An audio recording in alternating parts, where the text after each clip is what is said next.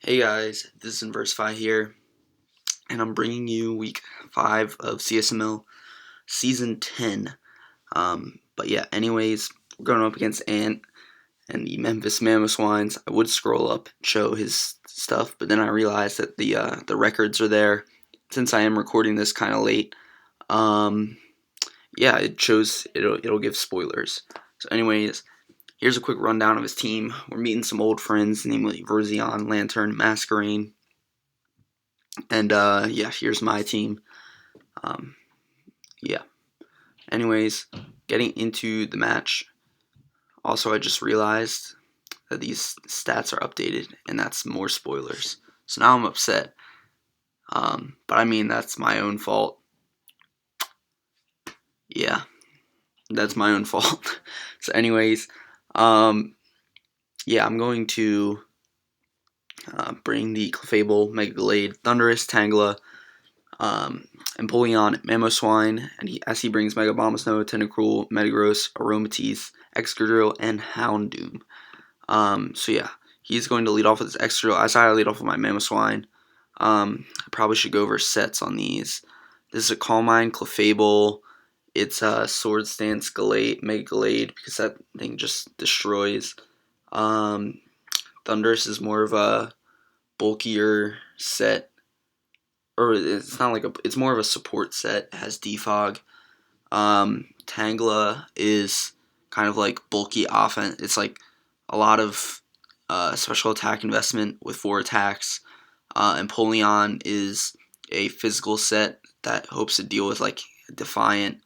Why did I even bring Defiant? Oh yeah, because I thought he was going to bring Tornadus because it had a really good matchup.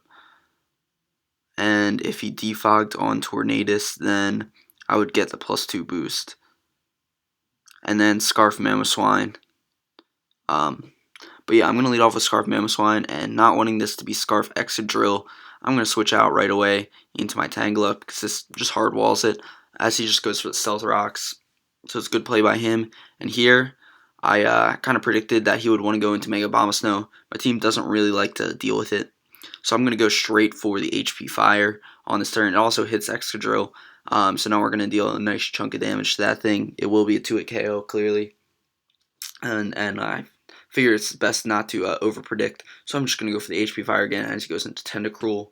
And now I will go into my Empoleon as he sets up Toxic Spikes, which is pretty annoying for my team to deal with. It was a good bring by him, as I'm going to just Earthquake, get this Tentacruel pretty weakened.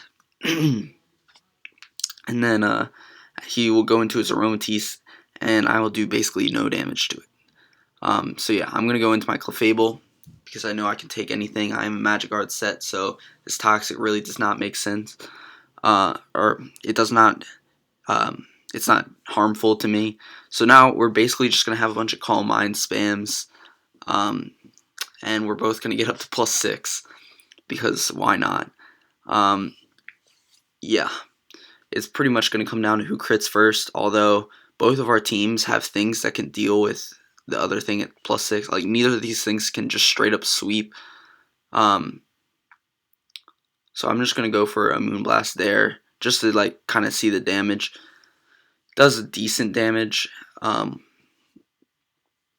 for the thing, and he's going to reveal the Wish. So I know 3 of his moves. I assumed that probably like he would have Moonblast, because it would just make sense to have a stab move. So yeah, he's gonna hit me with a Psychic, and it's gonna do like nothing. So I'm gonna Moonblast again as he wishes, and now I'm just gonna Moonblast just to try and wear him down, as he does reveal the Protect, which is kind of interesting. So it's like he doesn't have Moonblast, and it's like even at +6, I think it was like, what's it called?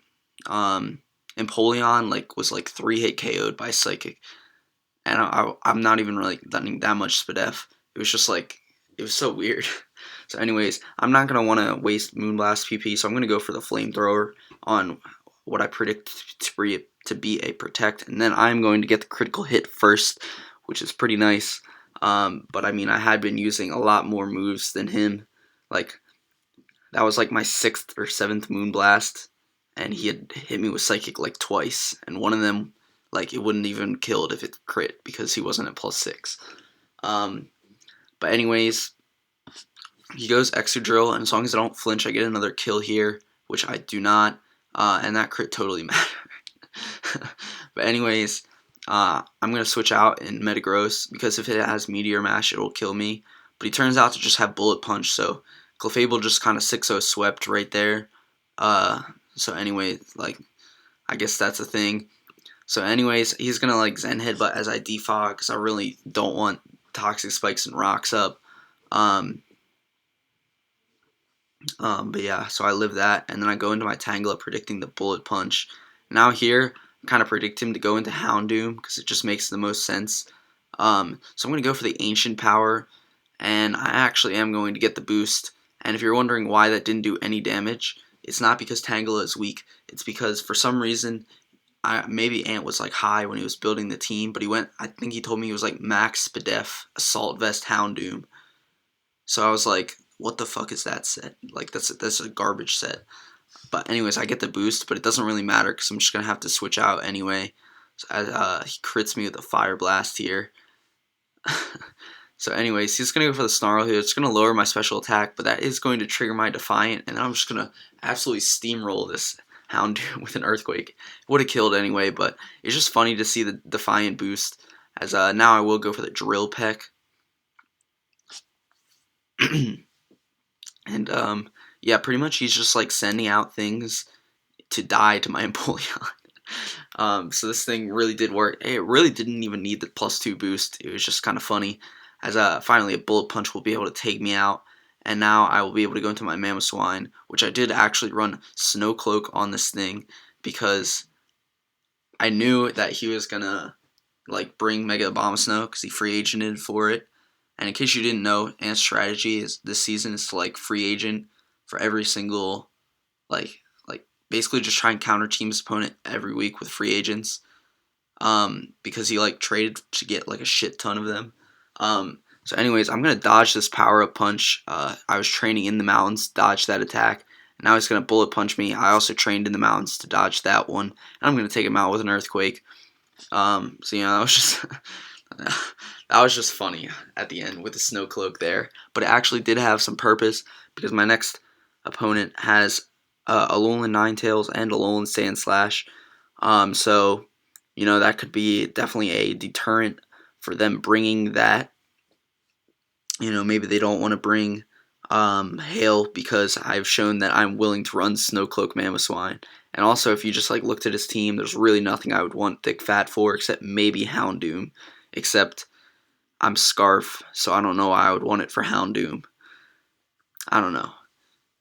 Pretty much, yeah, it was a pretty clean game. Probably could have saved differential, but I was just like, whatever, I'll just like sack off Empoleon. No reason to get risky with it. Yeah. Anyways, that's pretty much it. Yeah, I'll see you guys next week.